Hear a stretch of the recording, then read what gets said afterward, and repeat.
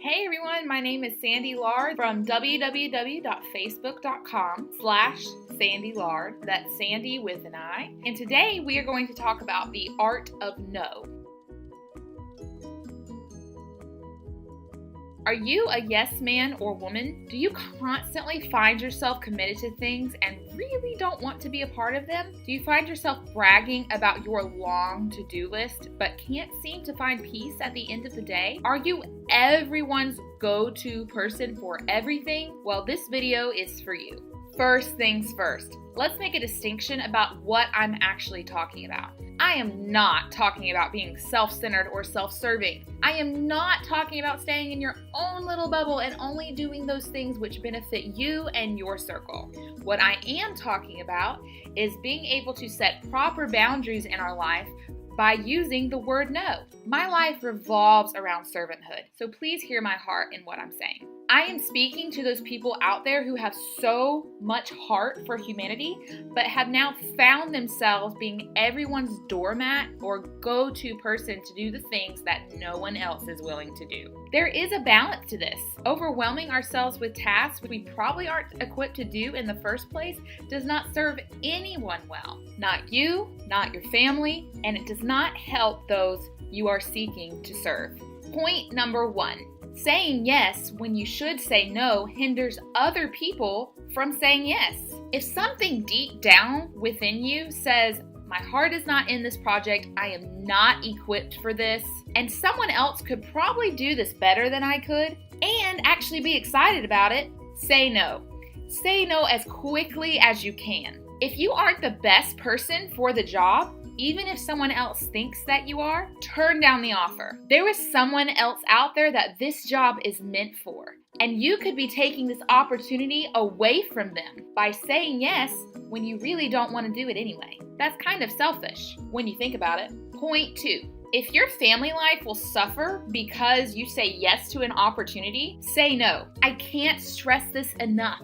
You will regret saying yes every single minute if what you said yes to does not align with your core values and principles. If faith and family aren't your core values and principles, then you need to restructure your priorities, and that's a whole nother video. This should be a common sense no. Point number 3. If saying yes to an opportunity will hinder you from moving forward with your purpose, say no. Sometimes it's time to move on, and things we used to do are no longer necessary or beneficial. Cut those old priorities out of your life and say yes to new opportunities that push you forward and take you to that next season in your life.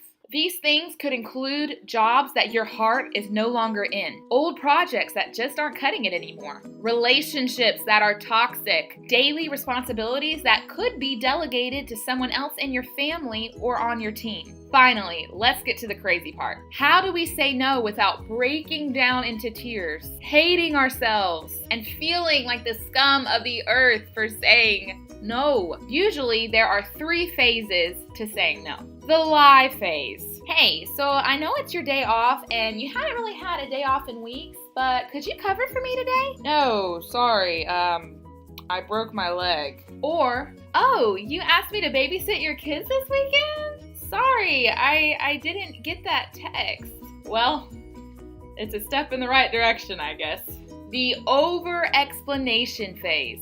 Hey, do you think you could commit to our church Christmas program? No, you see, I don't think I would really have time. I mean, I love kids and I love Christmas plays and I'll probably go to the Christmas play, but I just don't feel like I could dedicate the time that would be necessary. Just stop. You're making people feel uncomfortable for even asking you. You want people to keep asking you so that if an opportunity fit for you presents itself, you can say yes. We are not trying to scar people for life with our no's. And finally, the I'm at peace with my no phase. Hey, can you babysit my kids this weekend? No, I can't. I hope you find somebody. It really is that simple. But Sandy, what if I wanted to say no, but I already said yes?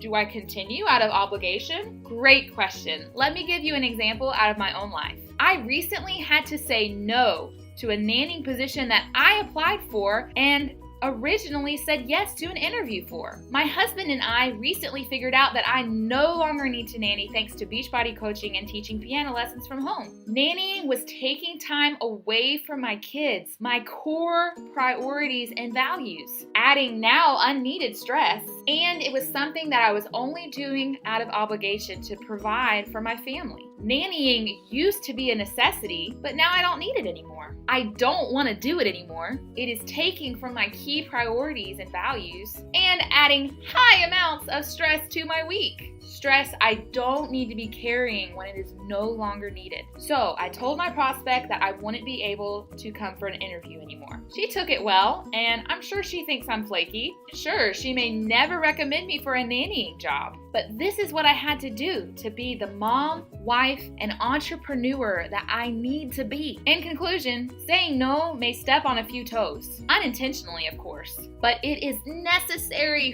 for your growth and mental health so you can continue living life in line with your key priorities. Don't be afraid of setting healthy boundaries. You sometimes have to be your own advocate in life. No one else knows when you're taking on too much. Only you can decide when enough is enough. And hey, if you like my style of teaching, add me on Facebook. I post new material every week and would love to get to know you. Maybe you would even like to join my team. If you're watching on YouTube, please like, share, or comment so that I know you enjoyed it. Thanks for watching. Mwah. Have a wonderful day.